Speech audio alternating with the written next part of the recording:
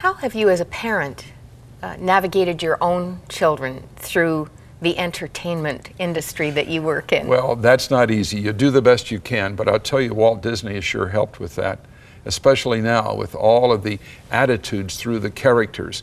And Disney has reinvented itself. The mouse is back. A lot of good things are happening there, and you're going to be amazed at the continuation through the Disney Channel, which I helped to begin, and all the various ways. I think the branding of Walt Disney is going to resuscitate a deep goodness in America. This, by the way, is a symbol of our guest.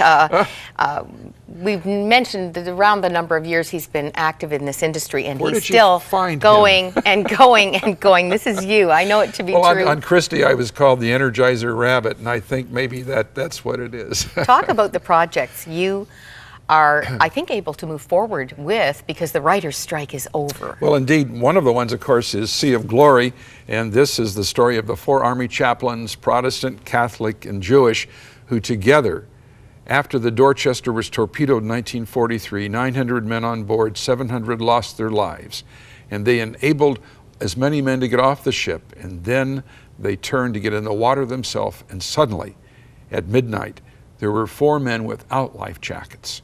And without asking, are you Baptist, Methodist, Jewish, Catholic, or whatever, they ripped off their own jackets, put them on those men, got them over the side. And then later, as one survivor said, he looked back at the boat, and there were the 4 chaplains, arms around each other, on the last piece of the ship, praying to God all of their prayers. And then they sang the last verse of the Navy hymn, Eternal Father, strong to save, whose arm hath bound the restless wave. And then they were gone. Oh. And yet they live. This was going to be a box of Kleenex movie. Because I tell the story through the eyes of one man who gets one of the life jackets. Well, and you've written, you're the author of the book. Well, together David Poling, related to one of the chaplains, and the idea was to take that true story, tell it as a novel through the eyes of one man who gets one of the life jackets. And you know something? He was the jerk that should have gone down with the ship, but God's great grace saves him. And this is going to be a film. Warner Brothers started to make it in 1954, then they stopped making war movies, so I'm glad about that, because now we have a chance to tell this great story. Wonderful. C.S. Lewis is on your menu. Well, as a matter of fact, C.S. Lewis is. We love the Chronicles of Narnia. Prince Caspian is coming out from Walden, and maybe Dawn Treader after that, directed by Michael Apted, who did Amazing Grace. And my great joy is telling the story of this book, C.S. Lewis's The Great Divorce.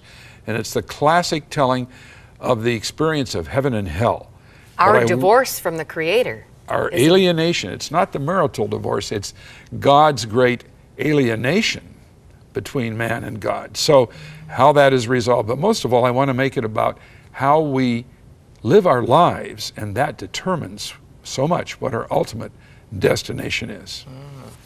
And last but not least, you have a pile of projects. This is very current. Well, this is the one that I think is going to be truly extraordinary. Do we recognize the name? Something's ringing a bell. Ashley Smith. Indeed. Unlikely Angel. And this took place in Atlanta just 2 or 3 years ago, when a fellow broke loose in a courtroom and sadly murdered the judge, the reporter, and several other people, and made his way, killed a federal agent, and then kidnapped Ashley Smith at midnight. And he held her hostage, but during that time she befriended him and believed that her path of drugs in the past had to end. And indeed, she prayed and read A Purpose-Driven Life, read from it, Rick Warren's book. Warren's hit. And the fellow that had killed all the people said, "You mean even after I have done this terrible deed, God might still have a purpose?" And she said, "Yes, he will." And sure enough, he went out and surrendered meekly and spared the lives of other people that might have been killed.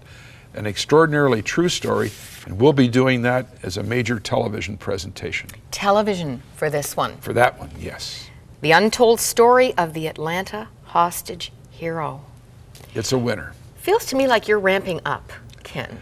I think so, for another 50 years. This is amazing. Thank you. And how can I not follow that word with the movie that has so blessed us, and you. I think you personally were enriched by being pressured to investigate William Wilberforce. I was, because we started to make the story of John Newton, which would have been called what else but Amazing Grace. And as I got into it, Philip Anschutz said, but William Wilberforce is my personal hero.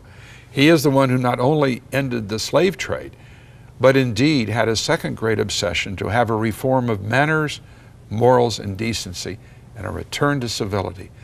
What a goal. That intrigued me, and we began that 7-year journey that culminated, indeed, in Albert Finney portraying John Newton and mentoring Wilberforce for all those years.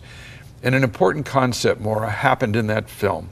It's in the context of several scenes, but Wilberforce is deliberating should he serve God or be in the public sector as a member of Parliament. And Hannah More of the Clapham Circle that was around him said, we suggest that you can do both. And that was a big discovery. And that lasts until today, of course. You can be in the public sector and, importantly, do serve God at the same time. Salt and light. Indeed. I've been waiting for one of my favorite moments in the movie, this movie, and in all your movies. I regret that Albert Finney doesn't have a chance for a Best Supporting Actor Oscar on Sunday. I think he's going to get it one place or the other. I agree with you, Ken. We will see John Newton come to life, I think, in a wonderful way. As we go to this chapter, he's a very old man. He is physically blind now. He is. But he's reflecting on when he was spiritually blind as a slave trader. He's serving in an old church, and he's writing his memoirs. And these lines that are spoken by Albert Finney so wonderfully are actual words written by John Newton. John Newton and William Wilberforce. Let's watch.